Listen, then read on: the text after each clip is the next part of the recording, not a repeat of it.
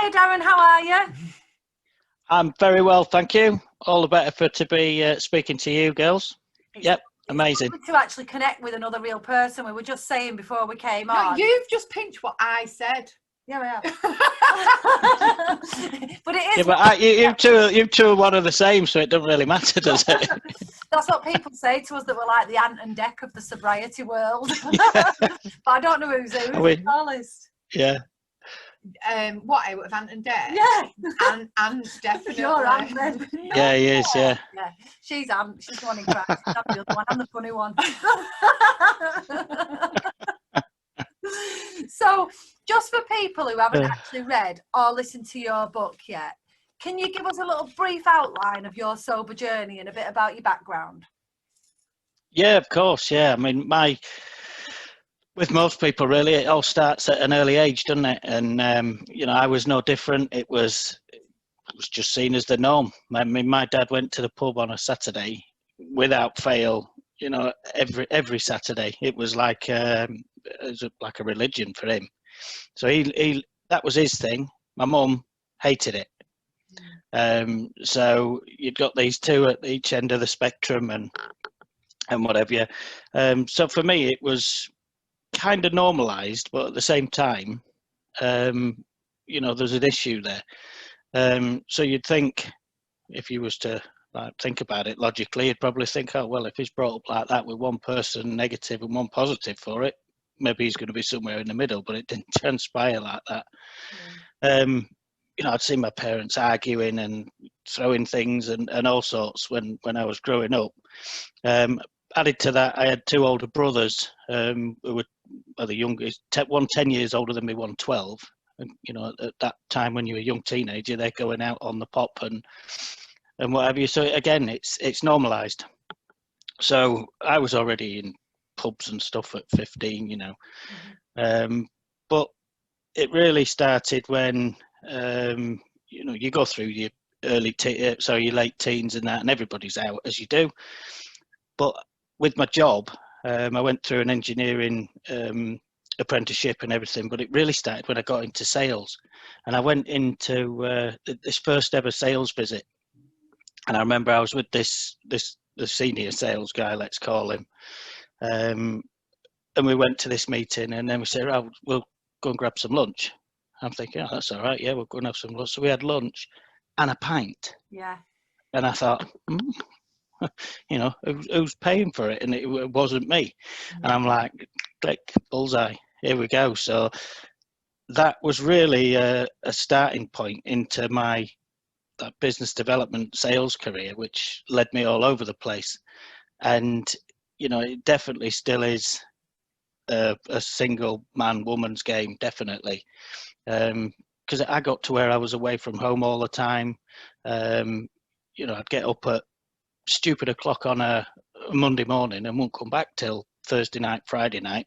Yeah. And all the time, I was drinking. I was in airport lounges. I don't have to pay for anything, and everything was on expenses. And because I'd got that, let's call it the drinking gene anyway, it quickly got out of control. But I was functioning all the time. I was out with clients at an evening, spending money, flashing the cash, as it were. It wasn't my own, yeah. which is always a nice thing, depending how you look at it. But yeah, eventually, and this is a really long story sideways with lots of ups and downs. I mean, eventually that particular lifestyle, I was either going to burn out, kill myself, or get divorced. I wasn't sleeping. I was out till all hours with the clients, and then I was up giving formal presentations and things for, lots of money in the morning. And then on it went. So in 2014, actually I'll reverse, because in 2006, the books really starts with dealing with emotions, or not dealing with emotions in my case, and some of the circumstances that go with it. So in 2006, my mum went into hospital ill in the February, and by April she'd died. And that was a massive onset of cancer, which she'd probably had for years. So it's a real sudden thing. It was a year that I'd got final exams because I was doing an open university thing in science, and I'd got my final exams that year. I got married in September, so knowing that my mum wasn't going to be around for that was a massive deal for me and my wife. And we also, well, I say we, my wife became pregnant with our first, with my son.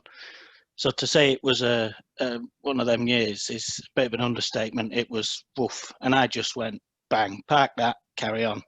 Yeah.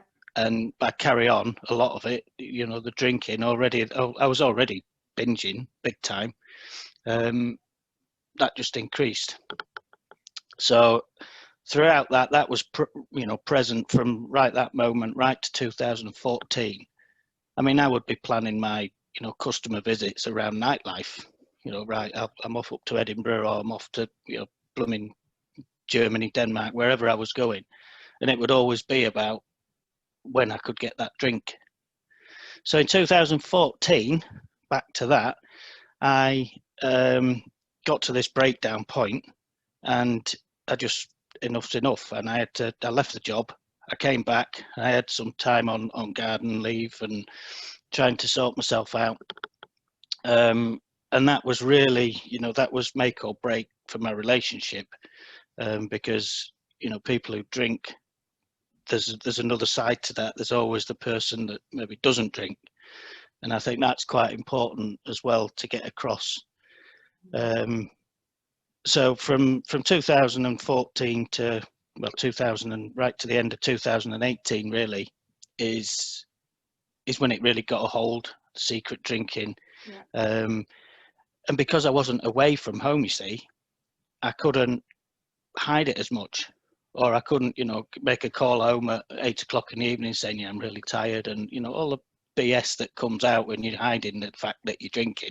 Yeah. Can I just ask you, when you say the secret drinking, is that because it was picked up by family? Like, did your wife ever question your drinking? Is that kind of like what brought it to the city? You just remind me so much of my ex-husband. He was... Oh God!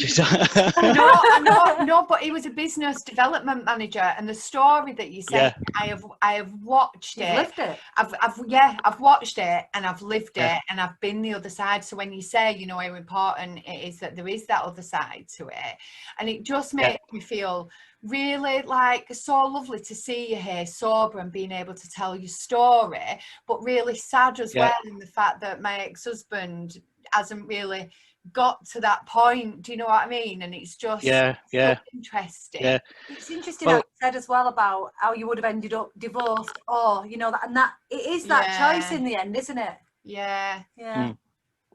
So I'm just like my sausage mug cup, by the way. I love that. I love a cup, Oh, don't start. That's my sausage tug.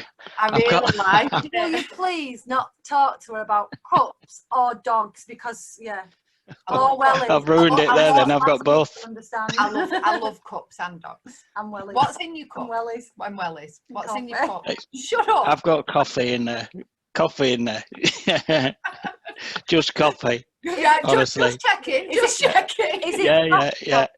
Because if it's frothy coffee, no, but a full-on list of things she loves.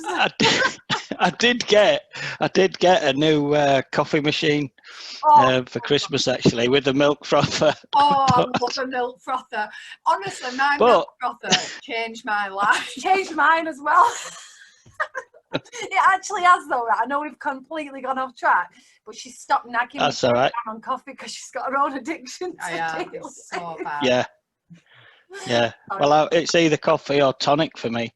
But when I stopped drinking, see how I dragged it back there. I stopped, you're really good at this. Yeah, but I'm going to go back again in a minute. Because when I stopped, I set myself a challenge after 30 days that if I did it, I was going to buy myself a little treat, and that little treat was my first coffee machine. My first Nespresso. Because I think that's quite important to set yourself some kind of target. But I've upgraded now anyway. Oh, we've got a real now, have we? Yeah. Yeah, it's got a frother. No, it's Show me your coffee machine yeah. after. Back to secret drinking. Yeah. yeah. Yeah. Where was we? Right. Yeah. Really, for almost every argument I can ever remember having with my wife is probably over drinking.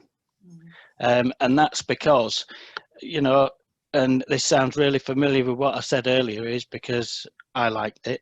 You know, I always used to think, well, if I'm drinking, I'm drinking. You know, what's the point in getting drunk if you're not going to be a little bit disorderly? You know, that was my kind of mentality. Whereas my wife's one of the people that can, you know, lucky people that can have a glass of wine and that's it. Whereas me, you know, I obviously wasn't. So right from the very start, I think I was always conscious of the fact that, you know, it's a similar situation to my parents. You know, there was never any violence between my parents apart from the arguing and well, she once threw a 1980s ashtray at him. Do you know them big ones? Those tall ones that stand on the floor. Oh yeah, I've yeah, seen that did his pictures around wrist. my dad's head, to be fair. Yeah, yeah. Excuse me. So yeah, right from early, I was probably, you know, hiding the quantities because I wanted to avoid the arguments. And then, of course, when I'm working away, it's much easier. But it's, you know, she also knows me that well that she could listen to my voice and know how much I'd had. Yeah. Because we've been together for 24, 25 years. We've been married since 2006. So it's, you know, we've been together a long time. She knows me better than I know myself. But yeah, when I sacked the, let's call it the high life job and came home, it's not so easy. So then it's like where you know, you've got bottles of wine in the boots of the car and, you know, things like that, and drawers and wellies by the door and things like that. Yeah, wellies by the door. Yeah, because well, I came back from I still did that job, but not as like in such a senior role. So I just kind of took a step back. The stress was too much and things like that and whatever. So I once came back from a trip to Germany and I'd got the, you know, the little mini bottles that are easy to hide. Then ones are bottles of wine, and I'd put them in some Wellingtons by the door. And of course, I forgot that I'd put them there, and they was found by someone that wasn't me.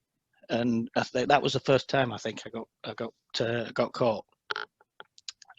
So like, you know, when you were confronted with that, how did that feel to you at the time? Yeah. Embarrassed, ashamed? What went through your head? Yeah, exactly that. I think it was a bit more of well, it was definitely that, but I also remember thinking, you know, like a bit of resentment there for the fact of having to, you know, well, why should I have to hide it, you know, and things like that, which is obviously you're trying to defend almost why you're doing what you're doing, and it's obviously because you're clouded with all the booze basically that you know you think that it's not really you. Yeah. My ex-husband used to say to me all the time, because I began to really pick up on his drinking more when I stopped, really highlighted how much he was drinking. And I remember Googling like how to speak to your husband, high functioning alcoholic, you know, like Googling all these things. Yeah. Ways to speak to him and show it, like leaving it on the computer screen, like what a high functioning alcoholic was. And I'm like, look, you do that, do that. And he was so defensive. And it was like, well, if you didn't have a problem with it, I wouldn't have to hide it. And that was his full mindset around it at the time. It was all me and nothing to do with him. Is that kind of where you were a little bit? It is sort of, but I also knew years before that I'd got a bit of an issue, and I always used to think, you know, a lot of the times I would be going out. I'll give you an example. We used to go away for weekends away with, you know, with friends and with the lads and whatever. And when I was there, when we got to the first boozer, although, you know, we'd been drinking on the way there and things as you do, but I was always feel real anxious and kind of nervous inside. I'd be sat in and all the lads used to say, all right, mate, how you doing? And I'm like, yeah, I'll be all right in a bit. And then, you know, once I'd got alcohol down me and into me, and, you know, I was wild then. Yeah. But then we'd wake up in the morning, everybody would be hanging, and I'd be like, right, let's go, I want to go home. And I really, you know, and it's only when I stopped drinking that I realised, you know what, I actually didn't want to do all that. I didn't really want to, and it kind of the drinking aspect of it was a mask, because I would never go, you know, I hate dancing. I wouldn't go onto a dance floor and start dancing and things like that. And do you know what I mean? And everybody does, you know, when anyone drinks it, they lose their inhibitions and they do things that's crazy. But yeah, I never really felt, looking back, that that's what I wanted to do, but I just did it anyway and used alcohol to get me through it. Now I'd be like, you know, anyone be coming away for the weekend, I'd be like, no, Yeah. you know, not if it was just, I want to do something that I want to do. If I was going for, I don't know, skiing lesson or something like that, deal me in, or, you know, anything. I don't know where I've got skiing lessons, probably because I need some. It's clearly there. I've never skied in my life. Yeah, you're gonna have to do I it. tell you, it's one of them things, skiing. I'm stupid because I think, right, skiing, yeah, I reckon I'd be good at that. And I've tried it once and I ain't any good at it. Absolutely. Stuff like that. Bang. Wouldn't it be good if we went up to the Alps? It's like fantasizing about it. You'd get there and break both your legs, probably. Yeah. But yeah, looking back, I never really, the things you do that you don't want to do, just to be in, perhaps. I don't know. I think we do. Do you think from being like teenagers we do this, and you get told if you don't want to do these things, it's like You're boring, ingrained into you that you're boring, and you're boring. Yeah, you know, if you don't want to dance, even as a teenager, or go out clubbing with your mates, you're boring. And it's a way of meeting people, isn't it? And like I used to do it with the life and soul of parties. Honestly, I hate them, and I drank. You never liked them when I think back. Never, and I drink to fit in. Yeah, like because everyone just assumed that. It's a horrible feeling, and I think it takes up until you maybe stop drinking. You sit there and go, actually, I don't even it's like not me. that. I don't want to do that. You don't fit in with values. That's do you know, like that's it. Type of peer pressure, that though, because I clearly remember, and we had a discussion about this, because I put a post on my personal Instagram about how peer pressure, I was thought to be boring, and Lisa was like, that wasn't you. I didn't think that of you, and it wasn't actually about Lisa, and that's where maybe it came across a little bit weird. But I had another friend. You didn't get on with her, actually, did you? You know the one I mean. I still don't like her. Well, I don't see her anymore. But anyway, this friend, and she was, you know, she'd had it tough as well, and we'd had it fairly challenging, I suppose, me and my sister. And I clearly remember a moment in time. I'd probably be about 13, being on these steps, and her and my sister having a cigarette and saying, just have a bit. And my sister was younger than me, and I was like, I don't want to. And I genuinely didn't want to. And they were going, it's because you're so boring, you're always the serious one and the sensible one. And just because 13, and I'd never given in, I'd always been pretty tough-minded, and I had it, and then I phoned Lisa up that day, and I felt so guilty. Phoned up and I said, I don't believe what I've done, I've actually had a puff of a cigarette. I'm doing it then. I did it so you was the bad. I know you did. I'll do it then, don't worry. Nice. She was smoking for years after I know, I was so mad at that. I was like, it's your fault, I'm still smoking. I don't know, I've stopped like 9 years ago. She's still not me that got to have the first one. It's so into, you know, it's everything's about, and especially as a teenager in those impressionable years, it's everything's about trying to please other people, to fit in, so you don't get a hard time. And I think we carry that then into our adult life, of, well, all my mates are going to a Ibiza party and taking drugs, having whatever, I must have to go. And it becomes your identity accidentally. Yeah, it does. And you do it because you don't really want to do it. You end up doing it, like the Ibiza things. Jesus, you know, the things. I went missing for 3 days once.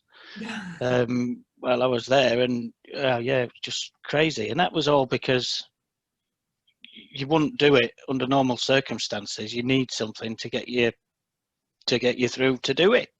Yeah. And it's only when you get older, isn't it? When you maybe not older but wiser, and you just think, why?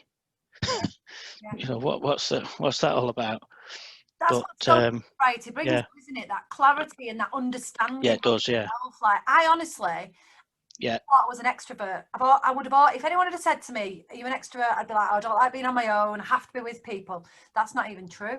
Yeah. I actually love being on my own, and I wish everybody had disappeared.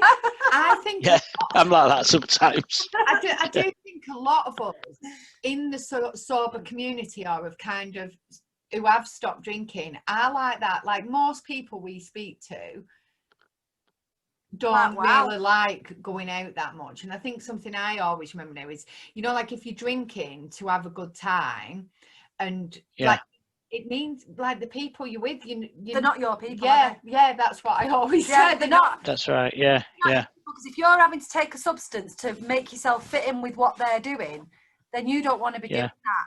But you don't know that. No, And you that's don't. the problem of teenage drinking, because you don't know yourself as a teenager, and because we're drinking, we stop our self-exploration and our self-development. It's only when you stop and you realise, oh my God, I'm still emotionally 14, that it all starts. It's like, wow. Yeah. And all these. Sorry, go on. Sorry. I was going to say there's something, apparently, I don't know if I've got the term right now, but I read somewhere about ambivert, I'm sure, where actually you can be a bit of both, and there's no... Yeah, you're in the middle. An ambivert. I'm sure it was John Connolly that said an ambivert. I like that. Yeah. An ambivert. I think I like that. Yeah, that's easy, that, isn't it? Ambivert. I think I'll be one of those when it suits. Can I go back to... But you have all these emotions, and I was just going to say, all these emotions and things that you pick up, they all stay with you. Yeah. And I always say, you know, it's which is, you know, you'll have heard before, but like the iceberg, with the 10% above the surface and then the rest of it underneath. Well, that's one thing. You've got all this underneath that's hidden, but you know, that's the bit that can cause a damage. If you're in a ship coming across, you're not looking at the top. The captain's always thinking what's underneath. And that's the same with us. You know, we kind of have all this baggage and, you know, whatever, like the 2006 with me. Granted, you know, I probably had got the problem before then, but not dealing with that just made it a whole lot worse. And it was that bit that had I dealt with, you know, I mean, you never know, but would I have, you know, ended up where I'd had to stop totally. But for me, I always wanted to be a non-drinker. I wanted to be someone that didn't have to drink. You know, I'd get to a hotel and I'd always have a bottle of wine in the room, especially if I was with, you know, meeting clients, because otherwise you sat there thinking, you know, go hurry up, will you? You know, so you needed that extra bit beforehand. But I would always go to the bar first before checking in. But in my head, I knew that wasn't the right thing probably to do. But I was, you just do. Yeah. And it's there's a whole perception thing around it as well, isn't there? You know, you don't want to be known as, you know, oh, he drinks too much. Is he an alky? Is he this? Is he that? But I mean, that really gets on my nerves as well. Yeah, being labelled the perception. You don't drink. Yeah. I did a post once. It must have been over a year ago, one of the first ones I ever did. Because this guy who I know quite well, he knew that I'd stopped drinking, and he says, "Would you classify yourself as an alcoholic?" And I said to him, "Do I look like one?" And he went, "No, you don't look like one." And I'm like, well, no, I don't actually. You know, what do you think looks like one? Yeah. And then it's that society's perception that is just totally, it's totally wrong. And I actually did my own booze category scale, which I've put in the book, because it used to be that you were either abused, you depended, and that was it. So what's before that? You've got this unknown safe category where you don't do anything, you abuse it, or you're dependent on it. Well, it ain't like that, because you've got teetotalers, you've got the ones that just have a bit with a meal, then you've got the now and againers who can easily be a binge drinker, and then you go into binge drinking category. Wow, that's massive, isn't it? You've got I had to split that one into 3. It brings me back to what you said earlier, and I've got a theory about this. Well, it's not just my theory, but it is a theory that I've developed through reading, and I really believe this. I believe everybody, from the moment you take your first drink, is on that scale. And I don't think there's such things as alcoholics, and I don't think there's such things as somebody who can't become addicted. I think, listening to your story, you had a lot of alcohol in a very short space of time, which led you to be addicted. And like you said before, your wife's one of them who can have one and then not touch it. She's probably just not been exposed to it chemically enough to become addicted to it. This is my theory. Yeah.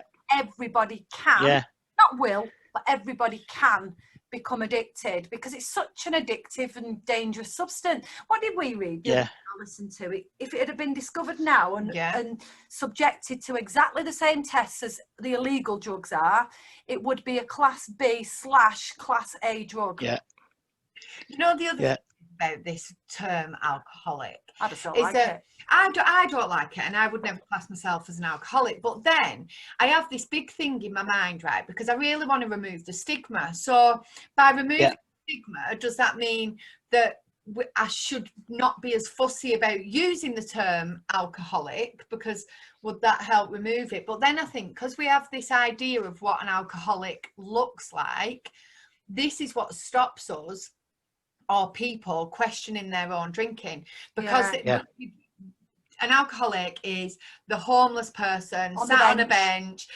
down and out, pouring it on the cornflakes, can't cope without it. That's an alcoholic. So you don't need to question your drinking, because you're not like that. So I have a rather funny thing with it. Like, I really think people are very brave to say that they're an alcoholic, but then I think you're not just that, though. Do you know have what to I label mean? yourself. No. I'm so with you. With my dad, and my story is very similar to yours, and I told you that at the time that I listened to the beginning of your book. That beginning bit where you talk about your upbringing is very similar to mine. My dad, I remember sitting there and saying to him as a little girl, just admit you're an alcoholic, just please admit you're an alcoholic, because I'd heard you had the first step to getting over it was admitting it. So I was trying to force him to say he was an alcoholic. Clearly, I understand it. And he clearly didn't think he was. And in the end, it turns out that he does fit the definition of alcoholic. But when I think back, that's not all he was. He was sober. He was a musician. He was an absolute academic genius. Absolutely. He was so much more. He was well clever. He was clever. And you know what? And he was perceptive, and he was spiritual, and he was gentle as well. There was an aggressive side to him. There was a violent side to him in drink. Is there not in everybody who gets to a point? I know I can be I'm going to swear, right wanker when I've had a drink. Yeah, it's true. Yeah. But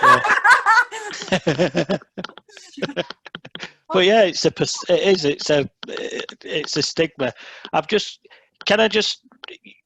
We're so on the same page, because when you were saying about the scale that everyone's got, and everybody has, because that's something that's clear to me. Let this not dishearten us, my friends, because I believe there's a potential problem drinker in everyone, given the right circumstances or trigger of events, which means we're not in the minority. And I knew when you said that, I thought, I've written that as well, because I'm on exactly the same page. And it is, because you get someone that don't do anything, and all of a sudden, the house across the road or their house falls down or does this. It's a trigger of events. Yeah. And that's what makes you, whether it makes you turn to drink or something else. And it's just, I don't know, this whole perception thing, it does my head in. It really does. I don't classify me as an alcoholic. No, and that binge drinker. Not the person. It's not the person, it's the substance that's addictive. So if given enough of it, like you said, with the right environmental triggers, there's a saying that says that genetics loads the gun, but environment pulls the trigger. And that's exactly what happened to both. Well, with you, it was a marriage breakdown that triggered your real drinking. With me, it was a miscarriage that triggered my real drinking. I'd been through, like you, I'd buried stuff in the past. I'd buried my dad's death. I'd buried the childhood stuff. And it just got one too many drops for the cup. The miscarriage just fired it off and sent me into a spiral. I'd always enjoyed a drink, you know, and when I say that, I mean I'd gone out and got wasted. But it had never been something I'd identified as using to cope. Looking back, I was using it to not feel that my dad had died, to not feel the guilt of some of the things that I'd said to him when he was alive. And it's only getting over that I think, oh my God, that's what I was doing. That's why I got so drunk at his funeral. That's why it took me years to start crying properly. And it just, you mask it, don't you? That's just made me think about how much we do use it to cope without realising, because it's so socially accepted. Like looking back, when I was like 17, 18, I went to college and I did a counselling course. And before we ran a pub, so drinking was just completely normal. Everybody did it. Like I didn't know anybody that did it. Did we know anyone sober? No, didn't know anybody. Like it was just, that was the environment, so we didn't know anybody outside of that environment. So for me it was like totally normal. Like I remember I had my eldest daughter and I'd drop her off at nursery, do a like work dinner time in the pub. I was like 19. Dinner time in the pub, have half a lager and think nothing of then going picking her up. And I bet like I stunk. Looking back, I bet it was like, oh my God. And then doing this counselling exam, and it was just normal. Like in the pub, someone went, have a bloody Bacardi and Coke before you go. And I was like, oh, of course. Like, that's what I'll do, relax. That's what's wrong with me, Bacardi and Coke, counselling exam. It's one of those things though, isn't it? And I can't articulate this, and I always think people don't get it. But when you are surrounded, like we both grew up in pubs and then worked in them. And honestly, when everybody around you is either started to drink or recovering from the night before or tipsy, you don't know what normal should look like. Is there a normal? But you don't know what it should look like, do you? Everyone you see, merry and happy and drunk or fighting. You're in a bubble. You're in a drunk bubble. You are, Sober bubble. You are, On it with that name. Did you know there'd be bubbles? Like, do you know? I didn't. The bubbles came out just after. Because everyone's in a bubble now, aren't they? But Googling sober bubble now, just clear.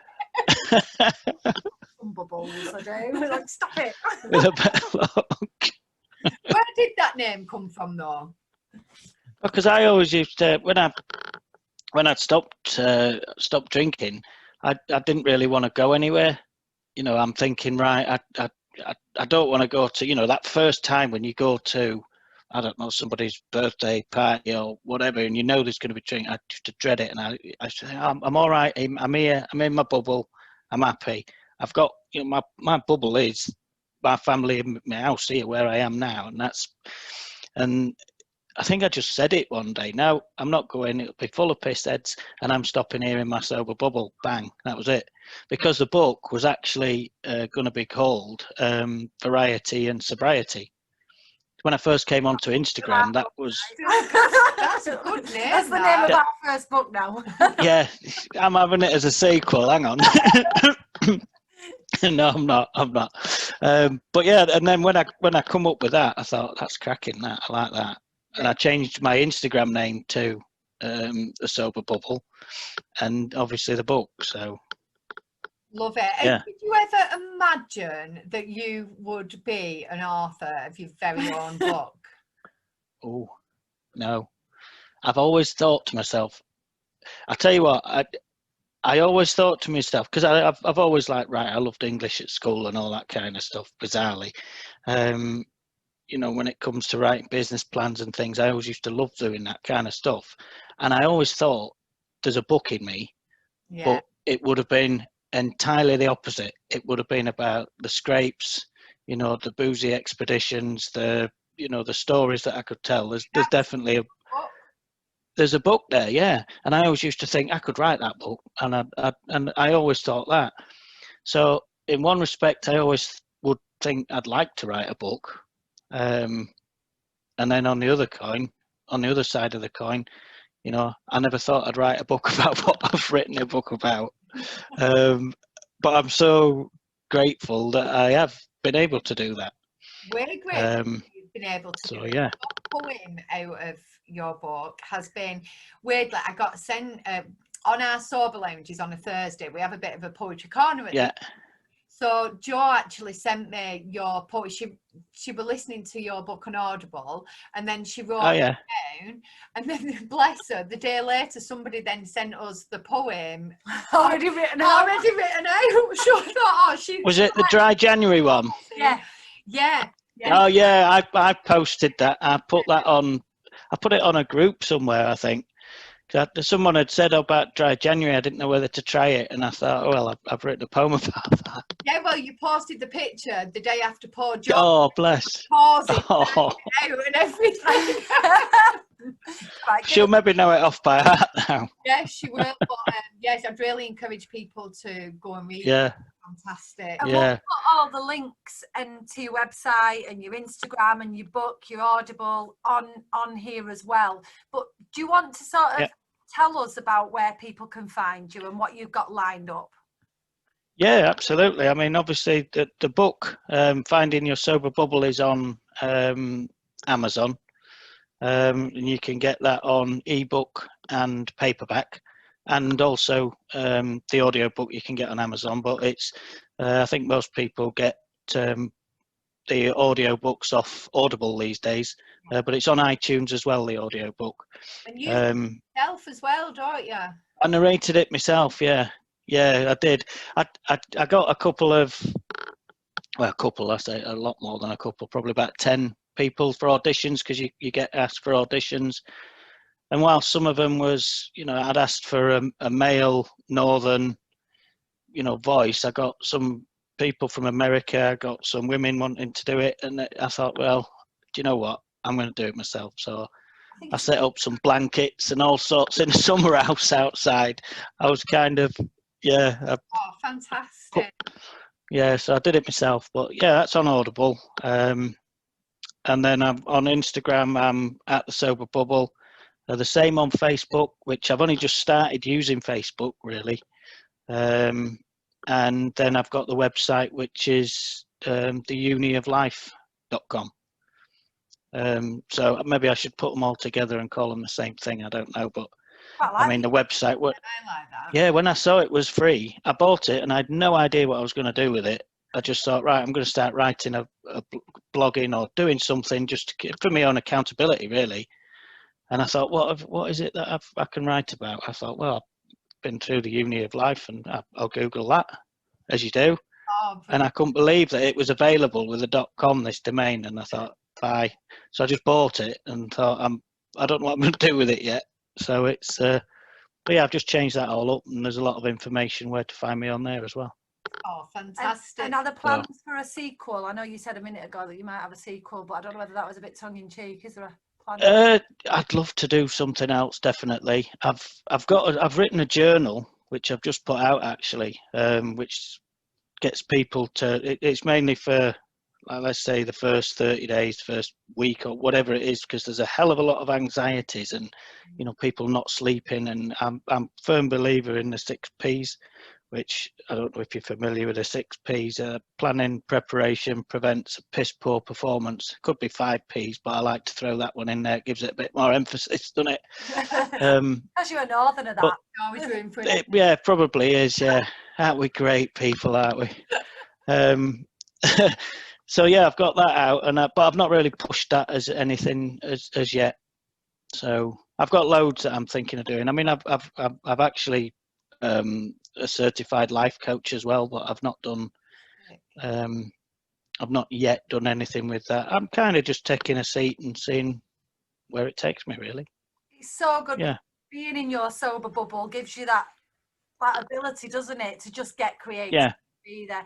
Can I Yeah, ask it does. one more Yeah. question about your sober bubble? You know, you said that you just didn't want to go anywhere, and your bubble is your house and your family. Do you think Yeah. you found like real alignment with yourself and real happiness?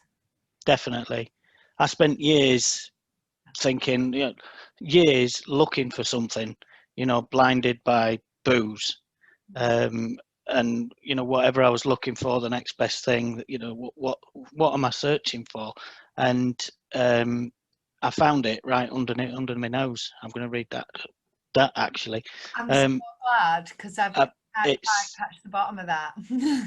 yeah, I found it right here, and I found contentment, and that's all I was looking for, and I could have missed out in 2014 when my head properly fell off.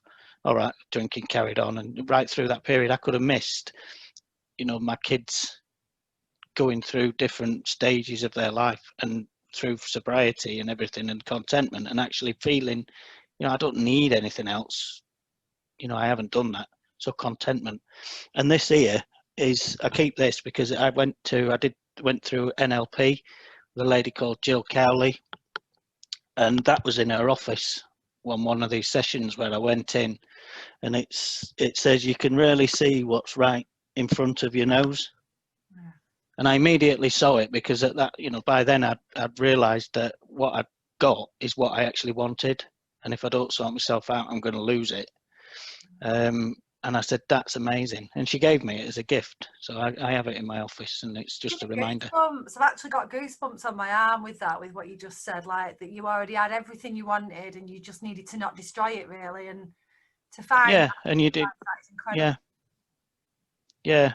And I think there's a lot of people like that, but they don't give themselves a chance to actually look around them. And it's so hard as well when you've got social media and you see someone, they're doing something here, they're having a great time, but yeah, it's crazy. I mean, you can take a picture one way and it's a beautiful sunset horizon, just move a bit left, take another picture, and there's a massive cement plant there, pumping out a load of crap into the atmosphere, and it's so easy to get lost in everything, really.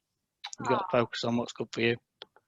Well, honestly, Darren, we could talk all day, but you probably know that from listening to us anyway. So we won't take up any more of your time. But genuinely, it's been an absolute pleasure having you on, and lovely to hear part of your story. So anyone listening, head over to Amazon and get Darren's book. You will not regret it. And obviously leave him a review as well, because the more reviews that we can give people like Darren who are writing these books, the more visible the sober world becomes. So yeah. And I'm self-published as well, so I've done it all. I ain't got that back in either of the big publishing houses. So any reviews is good. But thanks ever so much. I love that that's available though now, that people can self-publish. Yes. It just and people do want to back things like that. So just honestly, well done. You really, really are inspiring, and I think so many people will relate to you and your story. So Thank you. I hope so. I hope it helps anyway. Thank you very much. See you soon. Thank you so much for coming on and taking time for us. Oh, you're welcome. Thanks for having me on. See you soon. See ya. Cheers. Bye-bye.